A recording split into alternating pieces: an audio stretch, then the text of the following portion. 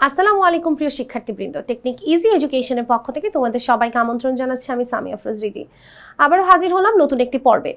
আজকের পর্বে আলোচনা করব আমরা আমাদের রিয়ারেঞ্জ 11 থেকে 14 পর্যন্ত। সবাইকে অনেক অনেক ধন্যবাদ টেকনিক পাবলিকেশন থেকে প্রকাশিত ইজি ইংলিশ বইটি ক্রয় করার জন্য এবং আজকের এই কিউআর কোডটি স্ক্যান করার জন্য। তাহলে চলো দেরি না করে শুরু করা যাক রিয়ারেঞ্জ নাম্বার 11। এখানে একজন রাজাকে নিয়ে কথা বলা হচ্ছে যে এই রাজা আসলে অনেক বেশি মোটা ছিল, অনেক বেশি বাল্কি ছিল, স্বাস্থ্যবান ছিল এবং সেই রাজা কোনোভাবেই তার ওজন কমাতে পারছিল না, কারণ সে খুবই লেজি, অলস ছিল। তাই সে একজন খুবই ভালো ফিজিশিয়ানের থেকে প্রেসক্রিপশন নেয়।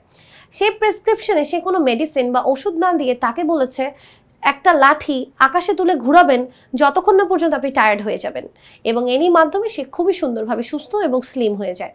এই হচ্ছে গল্প। তাহলে আসেন আমরা এটা সমাধান করি, এবং যারা যারা আজকের এই পর্বটি দেখছেন এবং যারা একটু স্বাস্থ্যবান তারা কিন্তু এই কাজটি অবশ্যই বাসায় করতে পারবেন। আসেন আমরা একটু দেখি কি বলছে। বলছে the king followed the advice of the physician and became slim and fully cured. অর্থাৎ রাজা আর ফিজিশিয়ানের কথা শুনে পুরোপুরিভাবে সুস্থ হয়ে যায়। তারপরে বলছে যে সে আকাশে একটি লাঠি ঘোরাতে বলে যতক্ষণ না টায়ার্ড হয়ে যায়। তাকে বলে যে কিছু আর ফিজিক্যাল লেবারের ভিতর দিয়ে সে কোনোদিনই যায় না, সে কোনোদিনই শারীরিক পরিশ্রম করে না। The doctor was very wise, ডক্টরটা খুব জ্ঞানী ছিল। He became bulky and could not move or do anything, সে অনেক মোটা হয়ে যায় এবং নড়াচড়া সহ আর কোনো কাজই সে করতে পারতো না। There was a king who was very idle, একদা একজন রাজা ছিল যে খুব অলস ছিল। He did not prescribe any medicine, সে কোনোদিনই কোনো ওষুধ দিত না। He called in a doctor, সে একজন ডক্টরকে ডাকলো। অর্থাৎ গল্পের মধ্যে প্রত্যেকটা অংশকে এলোমেলোভাবে দেওয়া আছে, আমরা এগুলোকে সঠিকভাবে যদি সাজাই কি দাঁড়াবে দেখেন। প্রথমেই আসবে once, একদা একজন রাজা ছিল। who was very idle, যে খুব অলস ছিল। সে কখনোই কোনো শারীরিক পরিশ্রম করতো না। He did not undergo physical labor, সে কখনোই কোনো শারীরিক পরিশ্রম করতো না। তাই সে কি হয়ে গেল? He became bulky and could not move or do anything, তাই সে অনেক মোটা হয়ে যায় এবং সে নড়াচড়াও কিছুই করতে পারছিল না। তাই সে একজন ডক্টরকে ডাকলো। He called in a doctor, সেই ডক্টরটা কি করলো? The doctor was very wise, ডক্টরটা খুবই জ্ঞানী ছিল এবং এই জ্ঞানী ডক্টর তাকে কোনো প্রকার কোনো ওষুধ দেয়নি। তাকে ওষুধ না দিয়ে কি দিয়েছে? তাকে ওষুধ না দিয়ে তাকে জাস্ট বলেছে একটা লাঠি আকাশে ঘোরাতে। তাহলে আমরা এখন এখানে দিতে পারি কোনটা? আমরা দিতে পারি he did not prescribe any medicine, মানে জি নাম্বারটা। ওকে, জি নাম্বারটা দেওয়ার পরে এখন খেয়াল করে দেখবেন তারপরে কি বলছে। তাকে কোনো মেডিসিন দেয়নি, মেডিসিন না দিয়ে তাকে কি বললো? He advise the king to move a heavy club into the air till he got tired, একটা ভারী লাঠি আকাশে উঠিয়ে ঘোরানোর জন্য যতক্ষণ না সে টায়ার্ড হয়ে যায়। দ্যাট মিনস আমাদের সাথে হবে বি নাম্বারটা অ্যান্ড লাস্টলি এ নাম্বারটা। এবং সে কি করে? এটা করেই সে সুস্থ হয়ে যায়। সে আকাশে লাঠি ঘোরায় এবং লাঠি ঘোরানোর মাধ্যমে সে সুস্থ হয়ে যায়। এই হচ্ছে রাজার মোটা থেকে চিকন হওয়ার গল্প। এরপরে যে গল্পটা, এটা সেম নেপোলিয়নের গল্প, যেটা অলরেডি আমরা একবার দেখেছি, বাট একটু ডিফারেন্ট আছে, কিছু সেন্টেন্সগুলো আগেরটা থেকে আলাদা, এই জন্য আমরা এটাও সলভ করব। আসেন প্রথমে আমরা একটু ক্লাসটি পজ করে এই গল্পটির বাক্যগুলো পড়ে নিব। আসেন আমরা পুরো গল্পটি যদি একবার জেনে নেই। গল্পটা এরকম যে নেপোলিয়ন একজন রাজা ছিল, সে একদিন নদীর পাশে দিয়ে হাঁটতে হাঁটতে একটা অসাধারণ দৃশ্য দেখে।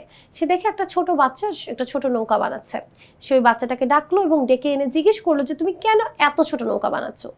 যেহেতু বাচ্চাটা ছোট তাই সে ছোটই বানাবে, বড় তো বানাতে পারবে না। তখন বাচ্চাটা বললো, কারণ আমি নদী পার হয়ে ওপাশে যেতে চাই আমার বাড়িতে, আমার মার কাছে। এই হচ্ছে গল্পটা। ওকে, নাম্বার 1 কি বসবে দেখেন। Napoleon the king of France was a great hero. Napoleon ফ্রান্সের রাজা একজন গ্রেট হিরো ছিল। ওকে, তারপরে কি বলছে? রাজা কেন গ্রেট হিরো ছিল? কারণ he won many battles and conquered many countries of Europe, কারণ সে ইউরোপের অনেকগুলো দেশ জয় করে। ওকে, এরপরে one day he was walking along the sea shore, সে নদীর পাশে দিয়ে হাঁটছিল। সাডেনলি হঠাৎ করে he noticed a wonderful thing, সে একটি অসাধারণ দৃশ্য দেখে। সে দেখলো an English boy was making a small boat, একজন ইংরেজ বালক ছোট্ট একটি নৌকা বানাচ্ছে। The boy was ব্রট before him, ছেলেটিকে রাজার সামনে আনা হলো এবং এনে জিজ্ঞেস করা হলো why he was making such a small boat, যে তুমি কেন এত ছোট নৌকা বানাচ্ছ? এ নাম্বার। অ্যান্ড লাস্টলি নাম্বার 8 বসবে the boy said I shall cross the sea and go my home, আমাকে এই নদী পার করে আমার বাড়ি যেতে হবে। দ্যাট মিনস ই নাম্বারটা।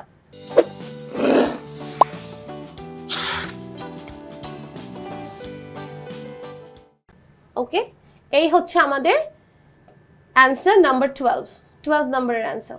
চলে যাব আমরা আমাদের নাম্বার 13 নাম্বারে কাকে নিয়ে বলছে একটু খেয়াল করবেন। 13 নাম্বারে জীবনানন্দ দাশের গল্প বা জীবনী নিয়ে বলছে, বায়োগ্রাফি অফ জীবনানন্দ দাশ। খুব সহজ হবে এটা, কেননা এখানে সালগুলো উল্লেখ করা আছে। আমরা দেখতে পাচ্ছি জীবনানন্দ দাশ কবে জন্ম নিয়েছে সেটা লেখা আছে। তারপরে বলা আছে যে সে খড়গপুর কলেজে ছিল, সে মাস্টার্স ডিগ্রি নিয়েছে 22 বছর বয়সে, 1935 সালে ব্রজমোহন কলেজে যায়, পরিচয় পত্রিকায় তার সে একটা পোয়েম বা কবিতা লেখে, সেই জন্য 1928 সালে সে তার চাকরি হারিয়ে ফেলে। 47 সালে সে বাংলাদেশ ছেড়ে ভারতে চলে যায়। 30 সালে সে রামজোশ কলেজে যোগদান করে। এই প্রত্যেকটি ব্যাপার এখানে উল্লেখ করা আছে। তাহলে আমরা শুরু করব কোথা থেকে, যেখানে আমরা জীবনানন্দ দাশের জন্ম পাচ্ছি। জীবনানন্দ দাশ জন্ম নিয়েছে কোথায়? Jibanananda Das was born in a small town of Barisal in 1899। 1899 সালে বরিশালের একটি ছোট্ট শহরে জন্মগ্রহণ করে। ওকে, তারপর বলছে যে 22 বছর বয়সে সে কি করে, he took his masters degree in English at the age of 22। 22 বছর বয়সে সে মাস্টার্স ডিগ্রি নেয় ইংরেজিতে। অর্থাৎ এটা 22 বছর বয়স মানে কত সালের ঘটনা? 1921 সালের ঘটনা। ওকে, আমরা 1921 সালের পরে এরপরে কোন সাল আছে সেটা দেখব।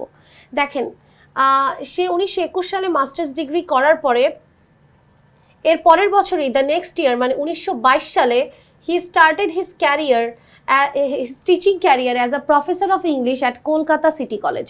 কলকাতা সিটি কলেজের টিচার হিসেবে সে তার ক্যারিয়ারটা শুরু করে, একজন প্রফেসর হিসেবে। কিসের প্রফেসর? ইংরেজির। কত সালে? 1922 সালে। তারপরে সে কি করলো?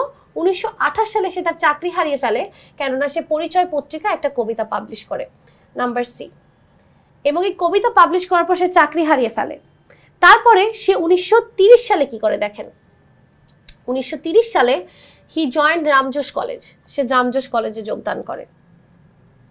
অ্যান্ড দিল্লি, যেটা দিল্লিতে ছিল, but returned to his place of birth the next year.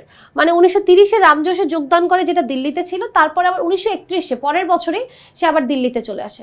1931-এর পরে সে কি করে দেখেন, এখানে 1931-এর পরে 1935-এর কথা বলা আছে। 35 সালে সে বরিশালের ব্রজমোহন কলেজে যোগদান করে, মানে ডি নাম্বারটা। 35-এর পরে কত সাল? 1947।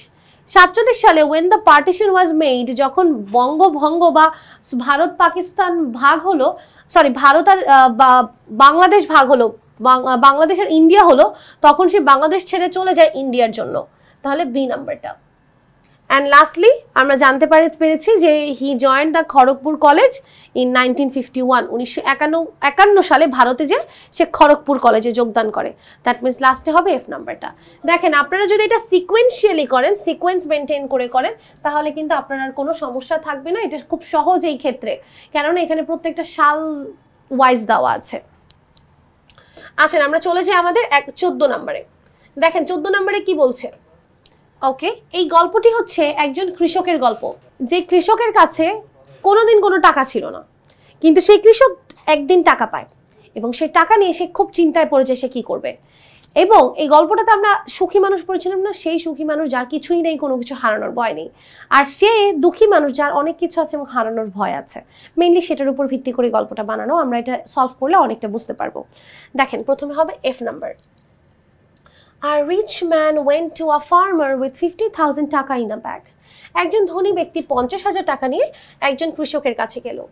একজন কৃষকের কাছে যে কি করলো, he said to him, ধনী লোকটা কৃষককে বলল, look my friend, দেখো আমার বন্ধু, keep the money and remove your distress, টাকাটি রাখো এবং তোমার চিন্তা দূর করো। he dug a hole in his heart and kept them there.